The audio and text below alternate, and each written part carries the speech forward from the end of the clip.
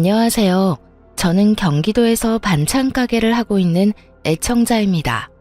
지금도 가게에서 열심히 사연들을 들으며 제 사연을 끄적이고 있는데요.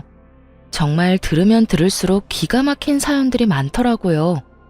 세상은 넓고 여러 종류의 사람이 있다지만 어쩜 그렇게도 다양하고 파렴치한 사람들이 많은 건지 들을 때마다 놀라곤 합니다. 물론 저에게도 그런 파렴치한 인연이 있긴 했었어요. 그건 바로 다들 예상하다시피 시댁 식구들과 남편이었어요. 전 그런 남편과 이혼을 한 지 8년이 다 되어 가는데요. 제가 어떤 결혼 생활을 했고 어떻게 이혼하게 되었는지 한번 들어보실래요? 저와 남편은 회사에서 만난 사이였어요. 전 고졸 출신인 경리였고 남편은 4년제 대학을 졸업한 회사 직원이었죠. 당시 제 나이 23살, 남편 나이는 31살. 7살 차이의 남편이 남자로 보이지 않았고 그래서 시선조차 주지 않았는데 어느 순간부터 자꾸만 제 옆을 어슬렁거린다 싶더니 어느 날엔 남편이 대뜸 고백을 해오더라고요. 희원씨, 저 희원씨 좋아합니다. 저하고 진지하게 만나주시면 안 될까요? 네? 저를요? 전 상우씨 남자로 본 적이 단 한 번도 없어요. 나이 차이도 그렇고 전 아직 연애하고 싶은 마음이 없는걸요. 그깟 나이 차이 제가 느껴지지 않게 노력할게요. 그리고 연애가 정 싫으시면 저하고 밥 딱 3번만 먹어주세요. 그 뒤에도 제가 싫으시다면 다신 이런 이야기 꺼내지도 않겠습니다. 결국 전 남편과 밥을 3번 먹게 되었고 그 뒤로도 이어진 적극적인 구애에 결국 연애를 시작하게 되었습니다. 연애를 하는 2년 동안 참 좋았습니다.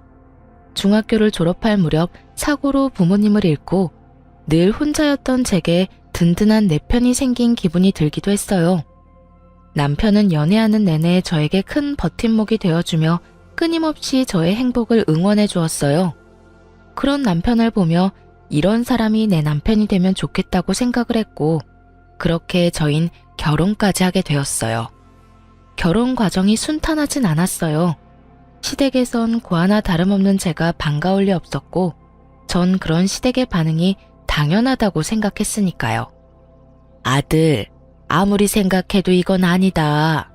아무리 며느리 자리는 좀 낮춰서 데리고 온다고 한들 부모가 아니, 이건 좀 아니지 않니? 엄마, 그런 말 하지 않기로 했잖아. 그리고 희원이 부모님이 일찍 돌아가신 게 희원이 잘못이야? 그건 어쩔 수 없는 사고였다고 그랬잖아. 보육원에서 자란 것도 아니고 희원이 부모님 희원이 사랑으로 키워주셨고 그래서 그런지 희원이도 따뜻하고 좋은 사람이야. 난 그런 희원이를 사랑하고 그러니까 엄마도 그런 말로 희원이 상처 주지 마. 내가 많이 사랑하는 사람이야. 아니 이 녀석이 하여튼 엄마는 이 결혼 좀 더 생각해 봐야겠다. 아무리 생각해도 걸리는 게 한두 가지가 아니야. 네, 알겠습니다. 저 역시 부모님이 반대하시는 결혼은 하고 싶지 않습니다. 부모님이 반대하시는 데엔 이유가 다 있다고 생각하는 주의라 어머니 말씀 잘 알아들었고 염려하시는 일 없도록 하겠습니다. 남편을 사랑하지 않았던 건 아니었어요.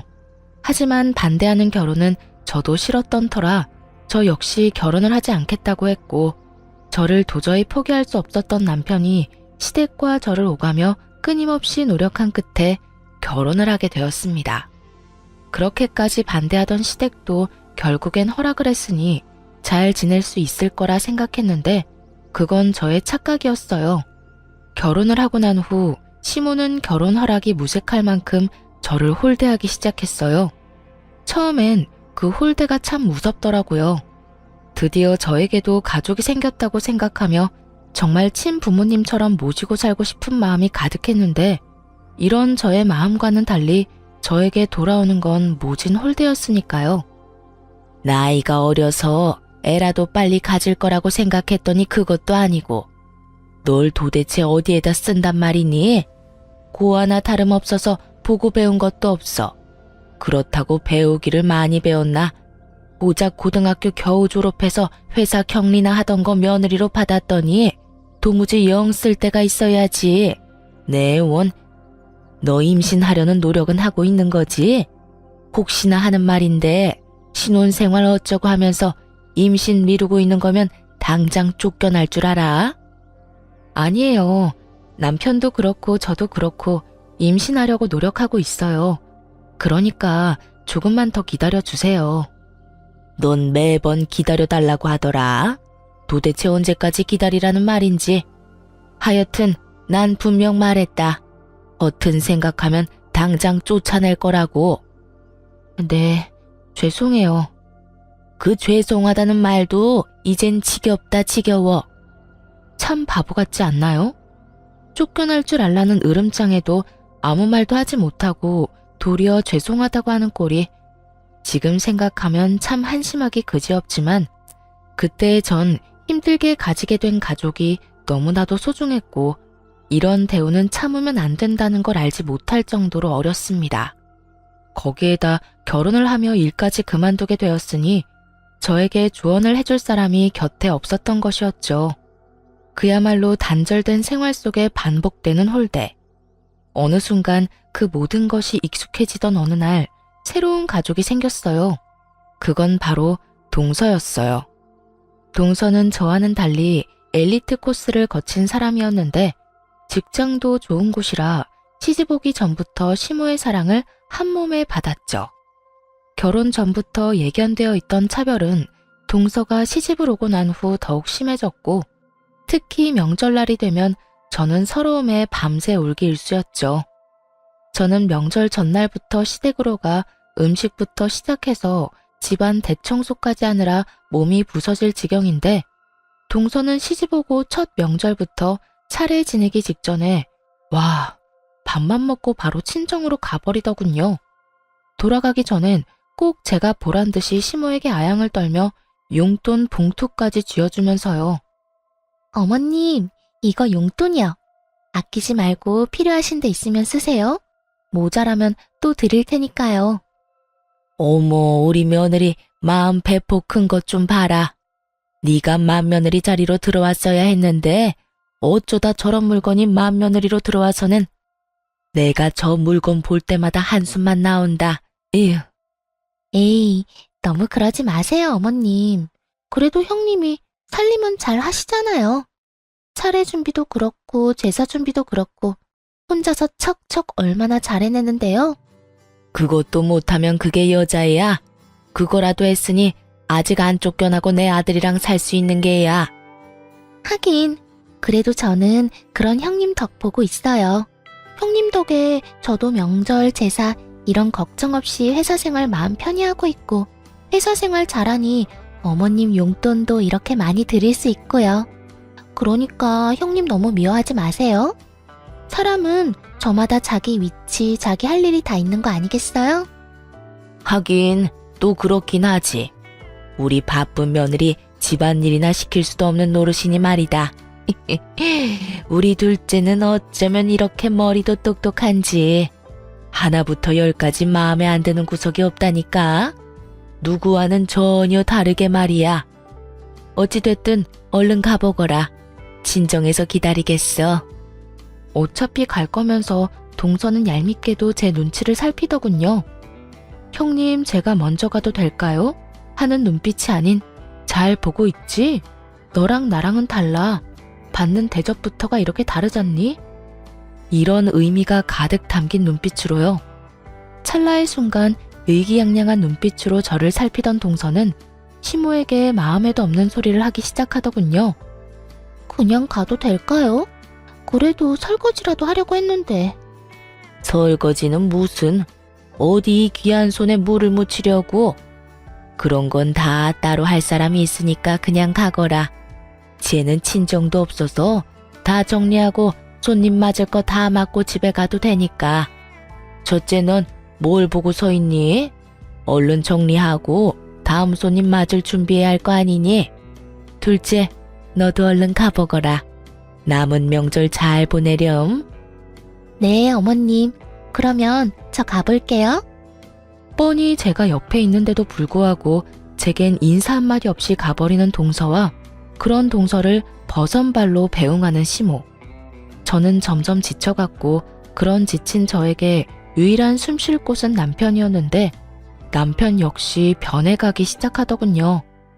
아, 힘들다. 역시 우리 집이 최고야.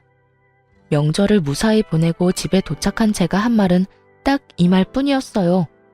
그런데 남편이 그런 저에게 다짜고짜 소리를 지르며 짜증을 내기 시작했어요. 당신만 힘들어? 나도 힘들어. 왜 당신은 매번 일을 똑바로 못해서 엄마한테 싫은 소리를 듣는 거야? 당신이 그렇게 혼날 때마다 나도 스트레스 받는다고. 알아? 제가 혼이 나든 말든 앉아서 음식 간이나 지적하던 남편놈이 이런 말을 하니 참 진정성이 느껴진다 싶더라고요. 시댁을 나서는 그 순간까지도 하하호호 웃던 놈이 누구인지 남편은 단 하나도 기억나지 않는 듯 하더군요. 기막혀 정말? 당신 지금 그걸 말이라고 하는 거야?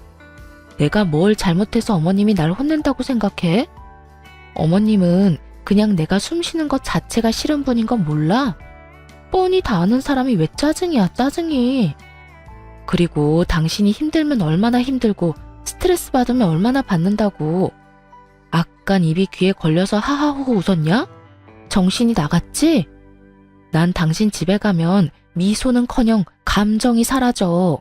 사람을 그렇게 멸시하고 상처 주는데 내가 감정이 남아있겠어? 스트레스? 정작 힘들고 스트레스 받는 사람이 누군데? 불만이 많은가 보다. 그렇게 불만 많으면 진작 엄마한테 그렇게 말하지 그랬어. 우리 집에선 입 꼭 다물고 일만 하더니 내가 미쳤었지. 너 같은 여자가 뭐가 좋다고 애걸복걸하면서 결혼까지 했나 몰라. 재수씨 좀 봐라. 능력 좋지. 능력 좋으니까 돈 잘 벌지. 자존감 높으니까 떡소리 나지. 무엇보다 엄마가 얼마나 예뻐하냐? 내가 내 발등 찍은 거지 뭐. 누가 할 소린데? 나도 마찬가지야. 당신이 이런 남자인 줄 알았으면 난 결혼은커녕 당신 만나지도 않았다고. 그래? 잘 됐네. 같은 마음이라. 어이가 없더라고요. 싫다는 사람 설득하고 애원해서 결혼한 사람이 누군데 저딴 말이나 해대는 것인지 섭섭한 마음이 들기도 했고요. 그간 남편 하나만을 보며 참았던 전 남편의 모진 냉대 앞에 믿었던 만큼 실망감도 컸고 또 그만큼 오만 정이 떨어져 버렸습니다. 그간 너무 참고 살았던 탓일까요? 아니면 남편을 너무 믿었던 탓일까요? 한번 남편에게 정이 떨어지고 나니 결혼 이후 처음으로 이런 가족은 필요 없다는 생각이 딱 들더라고요. 비로소 정신을 차렸다고나 할까요? 그날 이후 점점 변해가는 남편을 보며 저 역시 이혼을 고민하게 되었고 하루하루 지날수록 이혼에 대해 확신하게 되던 어느 날이었어요. 그저 스트레스로 생리가 미뤄진다 싶더니 임신을 했던 것이었죠. 그렇게 바랄 땐 임신도 되지 않더니 이혼을 하려고 결심이 선 이럴 때 임신이라니.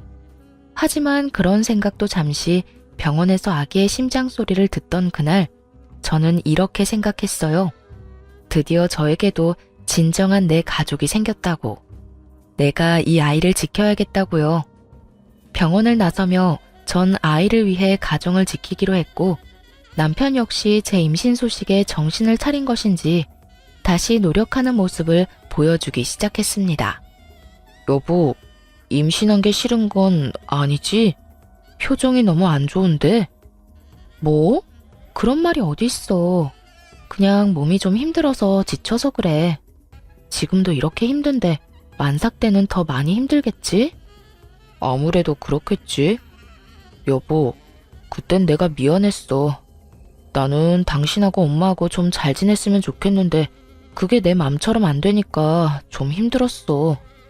그런데 시집 온 지 얼마 안 된 재수씨는 엄마랑 사이좋게 잘 지내니까 그게 부러우면서도 짜증이 나서 괜히 당신한테 화풀이 했어. 당신은 잘못한 것도 없는데 당신 탓으로 돌리기도 했고. 미안해. 앞으로는 그런 못난 생각하지 않고 당신하고 우리 아기 지켜줄게. 그 말 정말이지? 이번엔 정말 나 지켜줄 거지? 정말이야. 내가 앞으로 변하도록 노력할게. 그래, 그렇게 말해줘서 고마워. 당신이 노력하는 만큼 나도 노력할 테니까 우리 잘 살자. 우리 아기 잘 키워보자. 알겠지? 여보. 남편은 이렇듯 저의 마음을 달래주며 변한 모습을 보여주기 시작했고, 그런 모습을 보며 전 다시 한번 잘 살아보기로 결심했고요. 저의 임신 소식은 시댁에도 전해지게 되었고, 시댁에서도 기뻐해 주시더라고요. 아가, 고생했다 고생했어.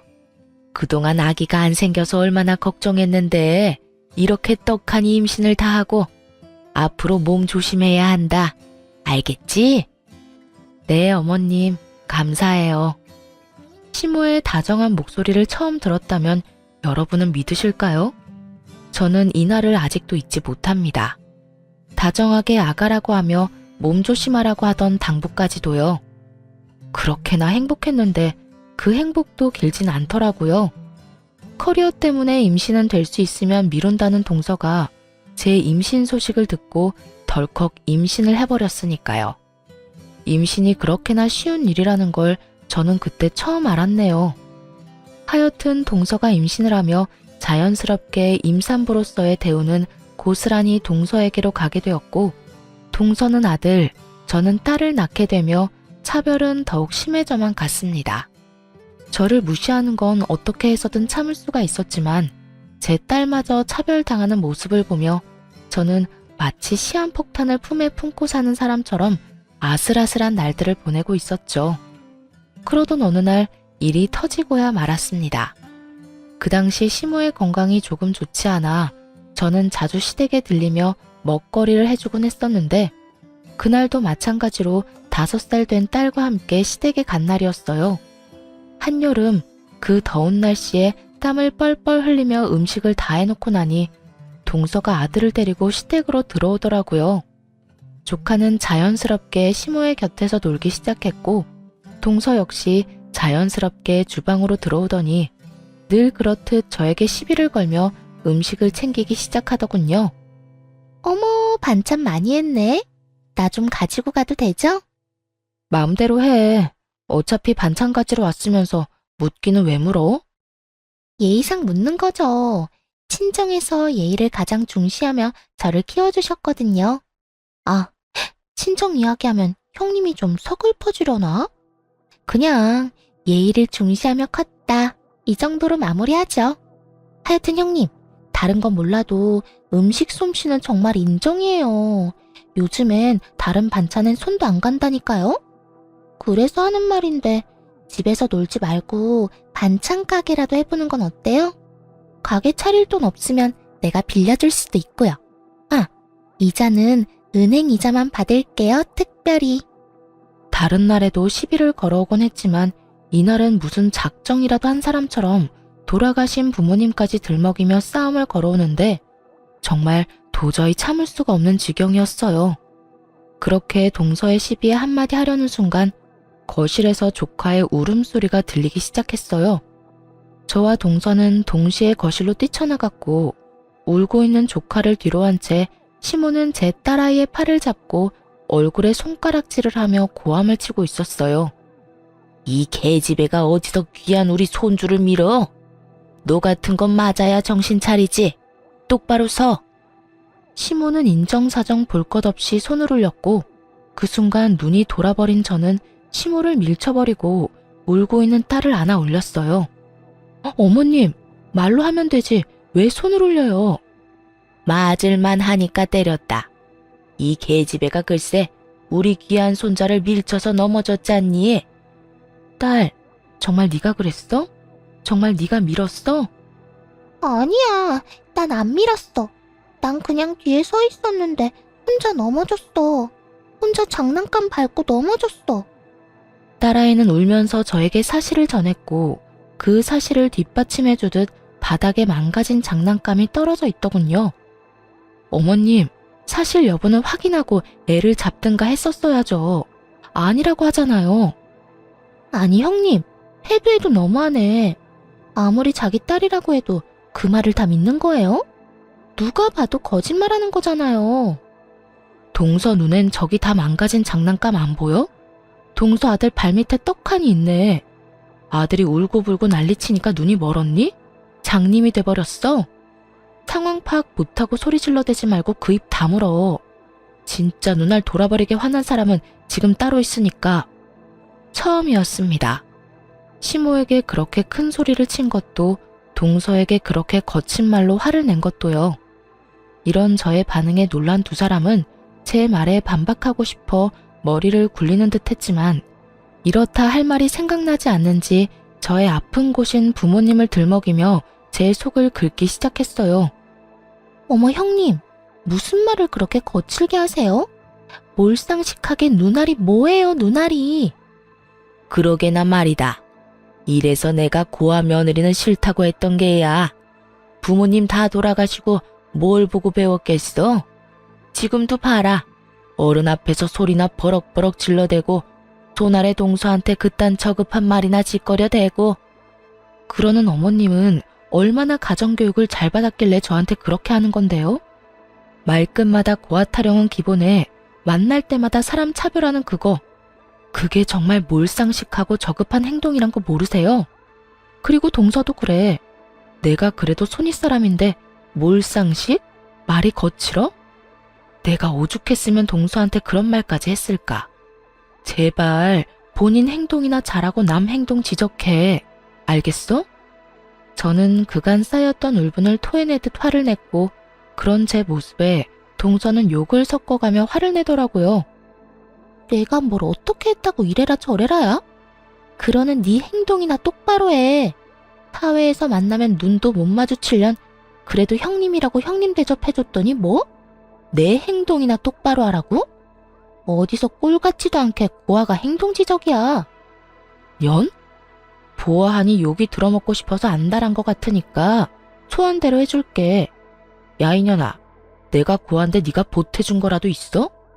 우리 부모님 착오로 한날 한시에 돌아가셨는데 보태준 거라도 있냐고. 어디서 나이도 어린 년이 꼬박꼬박 말끝마다 고아 타령이야?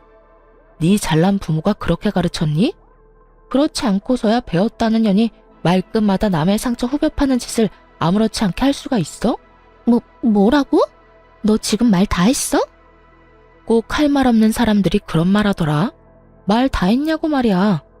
내가 말 다 했다고 하면 어쩔 거고 덜 했다고 하면 어쩔 건데? 뭐 어떻게 하지도 못할 거면서 묻기는 왜 물어? 시간 엄청 많은가 보지? 뭐야? 이 인연이? 할 말이 없으면 그냥 안 하면 되지 왜 욕을 하고 그러는데? 누가 욕하면 무서워할 줄 알아? 동서, 나도 욕 잘하고 나도 성깔 있어. 그러니까 앞으로 까불지 말고 나한테 괜히 엉겨붙어서 시비도 걸지 마. 알겠어? 어머님, 저 먼저 가볼게요. 그리고 앞으론 반찬 못 해드리니까 알아서 챙겨 드세요. 정 그대로 집으로 돌아와 버렸고, 퇴근을 하고 돌아온 남편은 단편적인 상황만을 들은 채 저에게 화를 내기 시작하더라고요. 당신 제정신이야? 오늘 엄마한테 대들었다면서? 그뿐이야. 재수씨한테 욕까지 했다는데 도대체 왜 그랬어? 당신 그렇게 막 나가는 사람 아니었잖아. 당신 엄마가 그래? 내가 그랬다고? 당신 말대로 내가 그런 사람이 아닌데 그랬을 때는 이유가 다 있지 않겠어? 그러니까 이유를 말해보라고. 당신 딸 오늘 당신 엄마한테 맞을 뻔했어. 그것도 당신 딸은 동서 아들 밀친 적도 없는데 혼자 넘어진 손주 보고 어머니 혼자 오해하시고 5살밖에 되지 않은 손녀를 얼마나 잡아댔는지 알아? 그래서 내가 하지 말라고 소리 좀 쳤어. 그게 그렇게 잘못된 일이야? 그게 배운 거 없이 커서 그렇다는 소리까지 들을 일이냐고. 그리고 내가 먼저 욕한 적 없어. 동서한테 버릇없이 굴지 말라고 하니까 동서가 먼저 나한테 이년저년거리더라. 평소에 날 얼마나 무시했으면 그런 말을 아무렇지 않게 할 수가 있는지.